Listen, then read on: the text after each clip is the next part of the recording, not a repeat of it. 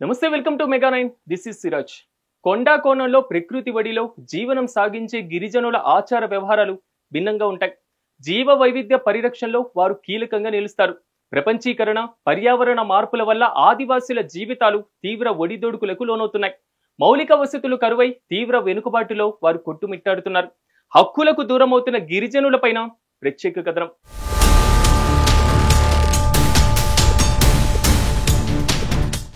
December 9 ప్రపంచ ఆదివాసీ దినోత్సవం. 1996లో ఐక్యరాజ్య సమితి ప్రత్యేక సమావేశం ఏర్పాటు చేసి ఆదివాసులకు ప్రత్యేక దినం ఉండాలని చెప్పేసి కూడా డిసెంబర్ 9 ప్రపంచ ఆదివాసీ దినంగా ప్రకటించింది. అప్పటి నుండి నేటి వరకు కూడా ప్రపంచ దేశాల్లో ఉన్న ఆదివాసులు ఈ రోజును తమ పండుగ జరుపుకున్న పరిస్థితి. ముఖ్యంగా ఉమ్మడి ఆదిలాబాద్ జిల్లా వ్యాప్తంగా అధిక సంఖ్యలో ఉన్న ఆదివాసులు ఈ రోజును పండుగ జరుపుకుంటారు. యుగాలు మారినా, తరాలు మారినా తమ జీవితాలు మారలేని వాపోతున్న పరిస్థితి. ముఖ్యంగా అడవులు, కొండలో ఉండి జీవించే ఈ ఆదివాసులకు మాత్రం ప్రభుత్వం అటు సౌకర్యం కల్పించడం విఫలమవుతున్న పరిస్థితి. ముఖ్యంగా పోడు వ్యవసాయంపై అటవీ శాఖ అధికారుల దాడులు, మరోవైపు అనారోగ్య సమస్యలు. ఈ ఆదివాసీ జీవితాలపైన మెగా 9 టీవీ ప్రత్యేక కథనం.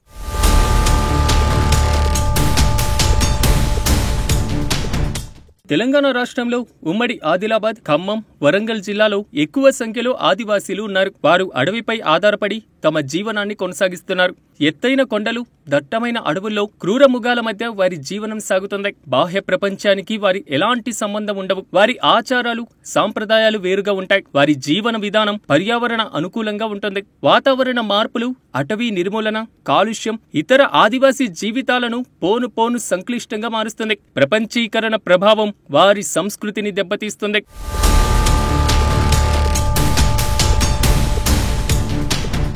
ఉమ్మడి జిల్లా వ్యాప్తంగా సుమారు 4,95,794 మంది ఆదివాసీ గిరిజనులున్నారు. వీరందరి అభివృద్ధికి బాటలు వేసేందుకు 1975లో ప్రభుత్వం ఉట్నూరు కేంద్రంగా ఐటీడీఏను ఏర్పాటు చేసింది. ఏజెన్సీ ప్రాంతాల్లోని ఆదివాసీల అభివృద్ధికి బాటలు వేసేందుకు ఏర్పాటైన ఐటీడీఏలు 4 దశాబ్దాలు దాటినా వారి జీవన విధానంలో ఎలాంటి మార్పు తీసుకురాలేదు. నేటికి చాలా ఆదివాసీ గిరిజన ప్రాంతాలు కనీస మౌలిక వసతులు, సౌకర్యాలు లేక అల్లాడిపోతున్నాయి. విద్య, వైద్యం, త్రాగునీటి సౌకర్యం అందని ద్రాక్షగానే మిగిలిపోయింది. ఏటా జ్వరాలు, వ్యాధులతో వందల సంఖ్యలో మృత్యువడిలోకి చేరుతున్నారు.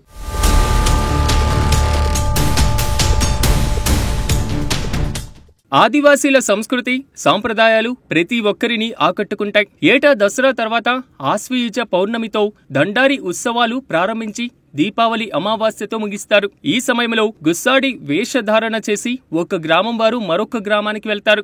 దండేపల్లి మండలంలోని గుడిరేవు గోదావరి ఒడ్డున గల పద్మల్పుడి కాకో ఆలయంలో నిర్వహించేటువంటి వేడుకలకు ఆదివాసీలు అధిక సంఖ్యలో తరలివస్తారు. ఆదివాసీల ఆరాధ్య దేవతలకు బియ్యంతో పాయసం, పప్పుతో రుబ్బిన గారెలను నైవేద్యంగా సమర్పిస్తారు. దండారి, పెర్సాపెన్ ఉత్సవాల సమయంలో ఆదివాసీలు గోదారమ్మకు శాంతి పూజలు నిర్వహిస్తారు.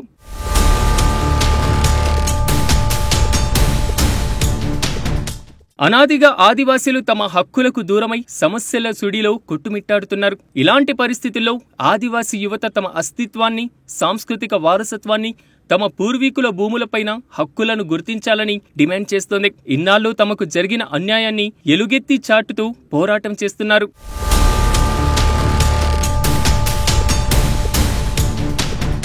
ప్రపంచ ఆదివాసీ దినోత్సవం సందర్భంగా మెగా 9 టీవీ యూనిట్ అయితే ఈరోజు ఆదిలాబాద్ జిల్లాలోని ఆదివాసీ గూడకు వచ్చింది. ముఖ్యంగా ఆదివాసుల సమస్యలు ఏంటి, వారికి ఎలాంటి సమస్యలు ఉన్నాయి, వారిని ప్రభుత్వం తెలుసుకునే పరిచేద్దాం.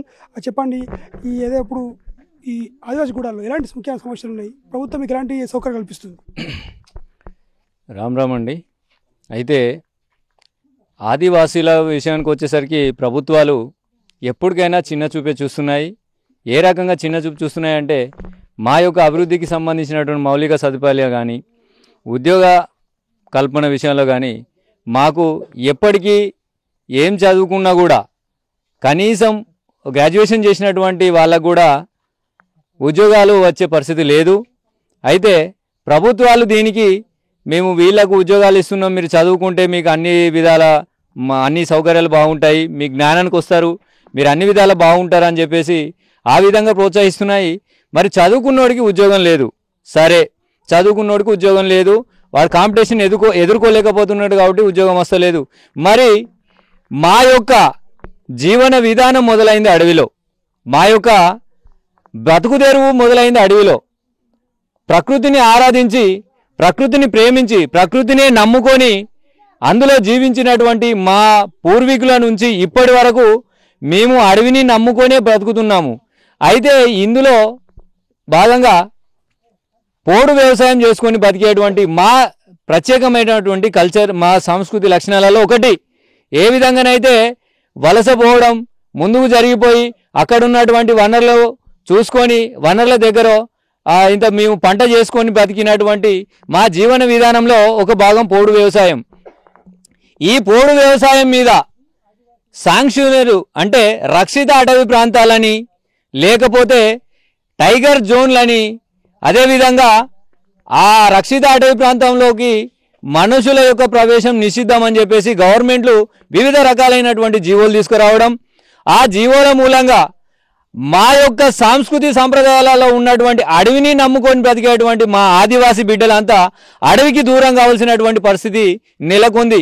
ఈరోజు 49 జీవో ఏం చెప్తుంది, మీకేం నష్టం లేదు అని చెప్పేసి ప్రభుత్వ అధికారులు ఉన్నటువంటి మంత్రిత్వ శాఖలు ఉన్నటువంటి మంత్రులు అంటారు.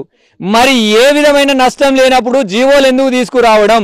49 జీవో అనేది ఎందుకు తీసుకురావాల్సి వచ్చింది అంటే ఆదివాసీలను వాళ్ళు బ్రతుకుతున్నటువంటి బతుకు దూరం చేస్తూ బయటి మైదాన ప్రాంతాన్ని తీసుకొచ్చి మమ్మల్ని ఆగమ్య గోచరమైనటువంటి పరిస్థితిలో పడేసే జీవోలు తీసుకొస్తున్నాయి. అలాంటి ప్రమాదకరమైన జీవోలు. మళ్ళీ ఇంకో విషయం ఏంటంటే మౌలిక సదుపాయాల విషయానికి వచ్చేసరికి పాఠశాల విద్య కానీ, వైద్యం కానీ, రోడ్డు సౌకర్యం కానీ, ఏ ఆదివాసీ గూడాలను చూసినా రోడ్డు సౌకర్యాల విషయంలో వాగులు ఉప్పొంగి అప్పుడప్పుడు ప్రసవ వేదన అనుభవిస్తున్న మహిళలు ఆసుపత్రికి పోలేని పరిస్థితి. అంటే మేము ఇంకా కూడా ఇప్పుడు ఈ 21వ శతాబ్దం నడుస్తుందా 20వ శతాబ్దం, కానీ ఈ శతాబ్దంలో కూడా మేము ఇంకా మౌలిక సదుపాయాలకు నోచుకోలేని పరిస్థితుల్లోనే ఉన్నాం. మాది దమ్మన్నపేట గ్రామం సార్.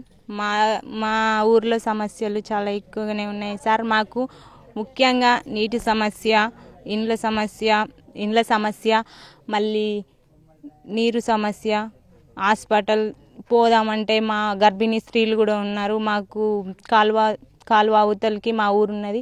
మేము ఎక్కువ మా వాళ్ళను గర్భిణీ స్త్రీలను తీసుకెళ్ళడానికి కూడా మా వాళ్ళ ఆశా వర్కర్లని, మా ఊరు ఆశా వర్కర్లని రమ్మని చెప్తే వాళ్ళు కూడా స్పందించడం లేదు. సర్పంచ్కి అందరికీ చెప్పినాం సార్. ఫస్ట్ చెప్పినాం, ఇప్పుడు కూడా చెప్తున్నాం సార్. మాకు నీరు సమస్య ఉంది, మాకు ఒక బోర్ వేయండి అని చెప్తే వాళ్ళు కూడా వేస్తామంటారు, వేయట్లేదు సార్. మాకు ఫస్ట్ ఒకటి సోలార్ ఉండే సార్, అది కూడా ఖరాబ్ అయింది. ఇప్పుడు వేయమంటే అది కూడా వేస్తలేరు సార్. మాకు ఉద్యోగాలు, మా దాంట్లో కూడా చదువుకున్న వాళ్ళు చాలామంది ఉన్నారు సార్, కానీ మాకు ఉద్యోగాలు ఇవ్వమంటే అట్లా కూడా మీ దాంట్లో ఉద్యోగాలు మా పేరు పైన వేరే వాళ్ళకి ఉద్యోగాలు ఇస్తూ మీకు ఇట్లా అదే మా ఇవ్వట్లేదు సార్. వాళ్ళకు మీరు చదువుకున్న వాళ్ళు లేరు అని అట్లా చేస్తున్నారు. మనతో పాటు మరో గిరిజన మహిళ ఉంది. అమ్మ చెప్పండి, మీరు వ్యవసాయం ఎప్పటి చేస్తున్నారు? అడవికారులు ఎలా వేస్తున్నారు మిమ్మల్ని? సార్ మేము 2002, 2003 నుంచి వెళ్ళి మా తాతలు తండ్రులు సాగు చేస్తున్నారు. అట్లనే చేసుకోవడం పోవడం వల్ల అదే అట్లనే చేసుకుంటూ అట్లనే జరుగుకుంటూ ఇట్లనే మొలకలు వీకుడు, బెదిరించుడు. అప్పుడంటే మేము ఇప్పుడు ఈ తరాలలో కొంచెం చదువుకున్నాం కాబట్టి కొంచెం ఉంది ఈ చిన్న వయసులో అయినా. అప్పుడు వాళ్ళు చదువుకోపోవడం వల్ల వాళ్ళకు ఇటు మమ్మల్ని చదవలేక అలా అటు పనికి పోలేక అట్లనే కొట్టుకుంటూ అట్లనే చేసుకుంటా 2007లో కూడా మా ఊళ్ళో కొంతమందికి కేసులు జరిగినాయి. అట్లనే చేసుకుంటా మొక్కలు చేసుకుంటా అదే మబ్బు పిచ్చుకుంటా ఇది అది చేస్తాం అదే ఇది చేస్తాం అనుకుంటా కొంతమంది అన్నారు. 2000 ఇప్పుడు మేము దగ్గర మా మినిమం మా వయసుకు వచ్చిన వారి నుంచి కూడా ఇంట్లోనే ఉన్నాం. ఇవే మొక్కలు వీకుడు ఇట్లనే మమ్మల్ని బెదిరించుడు. కానీ ఇప్పుడు బెదిరలేము, బెదిరించినా భయపడలేము. కానీ మాకు కేసీఆర్ సార్ 3 ఎకరాలు ఇస్తానన్న వరకు ఆ 3 ఎకరాలు చేసుకుంటాం. అంటే అది 2003 అయితే అనలేదా సార్? ఇది 2000 ఇప్పుడు ఈ మధ్య రకాలు అన్నాడు కాబట్టి అది కొడతాం, అది సాగు చేస్తాము. సాగు అంత మందం మరి ఇండ్లకు ఏ ఫారెస్ట్ వాళ్ళు కానీ ఏ పోలీసు వాళ్ళు కానీ ఫారెస్ట్ వాళ్ళు వచ్చి వాళ్ళని మేము కొట్టలే, కారపొడి కొయ్యలే, మేమేం కూడా అనలేదు. మా ప్రపంచం మేము చేసుకోగానే మమ్మల్ని కారపొడి కొట్టిరు అది కొట్టిరు అని పోలీసు వాళ్ళకి ఇచ్చిరు. వాళ్ళు వచ్చి మమ్మల్ని బెదిరించడం, ఎస్ఐ సార్ బెదిరించిరు, సిఐ సార్ బెదిరించిరు. సార్ మేము వాళ్ళని కొట్టలేము సార్, మమ్మల్ని ఇట్లెందుకు అంటారు సార్ అంటే అమ్మ ఎవరు మాట్లాడినా కానీ మాట్లాడకపోవడంతో మాట్లాడతలేరు అన్నారు. మాట్లాడినాక నువ్వు ఎక్స్ట్రా మాట్లాడుతున్నావు ఏందమ్మా, మీరు మా కంట్లు ఉన్నారు అంటారు. మేము వాళ్ళ కంట్లు ఉండడమే సార్, మా పోడు భూమి మేము కొట్టుకుంటున్నాం. మేమైతే ఈ సంవత్సరం కొడతలేం కదా, అలా ప్రభుత్వ మాట వీళ్ళని వెలదీయాలంటురట. వాళ్ళు వెలదీయడానికి వాళ్ళు ఎవరు సార్? ఇలా 5 సంవత్సరాలు వీళ్ళే ఉంటుంది, 5 సంవత్సరాలు వాళ్ళది ఉంటుంది. కానీ వాళ్ళు మమ్మల్ని బెదడియం ఉండదు. ఇంతకు ముందు కూడా ఒక దగ్గర కొమ్మన్నారు, ఆడికి కూడా వేయనము, ఇండ్ల గురించి ఇస్తామన్నారు. మీరైతే ఎంతమంది వచ్చిరో కుటుంబానికి ఒక ఇల్లు ఇస్తామన్నారు. సార్ మాకు జేయలేవని కూడా అన్నాము. జేయలేకపోతే మీరు ఇట్లా గాలిలో కట్టుకుంటామన్న వాళ్ళు కూడా ఉన్నారు మా దగ్గర. వాళ్ళ దగ్గరకైనా సార్ ఎవరైతే పేరు చెప్పారో ఫారెస్టులు వాళ్ళ లోపు కూడా పోయి అడిగినాం. ఒక్కలం కాదు, ఊరు మొత్తం 3 టాటేసుల మంది పోయి అడిగినాం. అడిగినప్పటికి కూడా అమ్మ మీరు ఎందుకు టెన్షన్ పడుతున్నారు, మీకు భూమి ఇస్తాం, 1.5 సంవత్సరాల వరకు మీరు ఏ సాగు చేయకున్నా కానీ కొట్టి మీకు పట్టాలు ఇస్తామన్న వాళ్ళు కూడా ఉన్నారు సార్ మా దగ్గర. ఎందుకంటే ఇన్ని రోజులు ఓపిక పట్టుకున్నాం. కొయ్యపోషగూడలో జరిగినప్పుడు ఫారెస్టులకు నైక పోడికి పోరాటం జరిగితే పోలీసు వాళ్ళు ఆపిరు. కానీ ఇప్పుడు ఫారెస్ట్ వాళ్ళు పక్కకుంటారు, పోలీసు వాళ్ళు ముందుకు వస్తారు. అంటే మా మీద ఏం కుట్రా? మా దమ్మనపేట అన్న నైకపోడికి పోలీసు సార్లకు ఏం కుట్రా జరిగితే ఫారెస్ట్ వాళ్ళకు మాకు జరిగినప్పుడు వాళ్ళు రావాలి. కానీ ఫారెస్ట్ వాళ్ళు మేమేం తప్పు చేయకున్నా భార్య భర్తలకి కేసు పెడుతుర్రు. కానీ మా పిల్లల్ని మా అమ్మ వాళ్ళ ఇంటికాడ ఉంచి మేము ఇక్కడ పోరాటం చేస్తున్నాం సార్.